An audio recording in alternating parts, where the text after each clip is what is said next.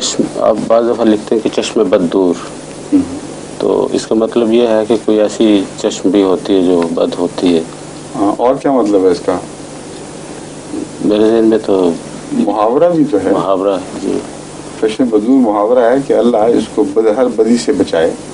जी ज़रूरी नहीं कि दिमाग में उस वक्त किसी के चश्म का तस्वुर हो, जी बल्कि अमूमन जब अच्छी चीज़ देखते हैं तो दिल चाहता है कि ये कायम रहे, इसको हिफाजत हो।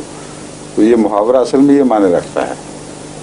मगर चश्मे बद के मतलब वैसे सवाल करना है तो आप कर लें बेशक।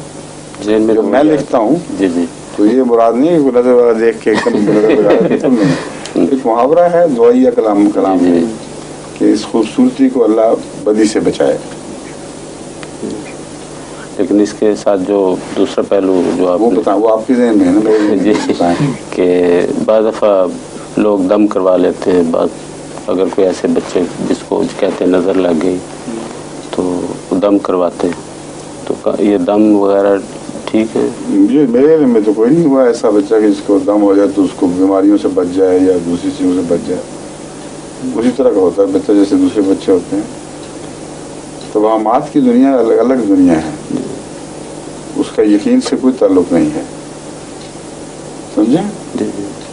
तवहमात की बातें मुख्तलिफ मेयार के लोग मुख्तलिफ वहमों में मुब्तला रहते हैं, और सोसाइटियाँ जितनी भी तौहीद से दूर जाती हैं तवहमात का शिकार हो जाती हैं।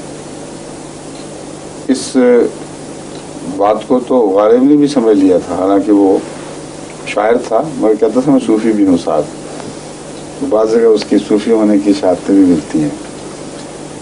कहता है हम मवाहिद हैं, हमारा केश है तर्क रसूम, उम्मतें जब मिट गईं अज्जाए ईमा हो गईं। यानी हम तो मवाहिद लोग हैं, हमारी बुनियादी अगराज और मकासद में ये बात दाखिल है, हमारी आदत सुन्नत मुस्तमिर है हमारी, गोया कि हम रसूम को तोड़ेंगे। ये रसूम की बातें जो आप कर रहे हैं। कहता है वाक़या ये है कि जब उम्मतें मिटती हैं तब ईमान के अज्जा बिखर कर कुछ यहाँ चले गए कुछ वहाँ चले गए, और ये बिखरे हुए जो अज्जा हैं ये उम्मत का बिखरा हुआ शिराजा होता है, और उसी से तवहमात पैदा होते हैं। तो कितना उम्दा उसने इस एक तारीख़ी हकीकत पर, इंसानी फितरत पर गौर करके इस मज़मून को बांधा है, और ये बिल्कुल हकीकत है। इस बात में ऐसे शेरों से लगता है कि वाकई वो सूफ़ी था। जी फरमाइए जी।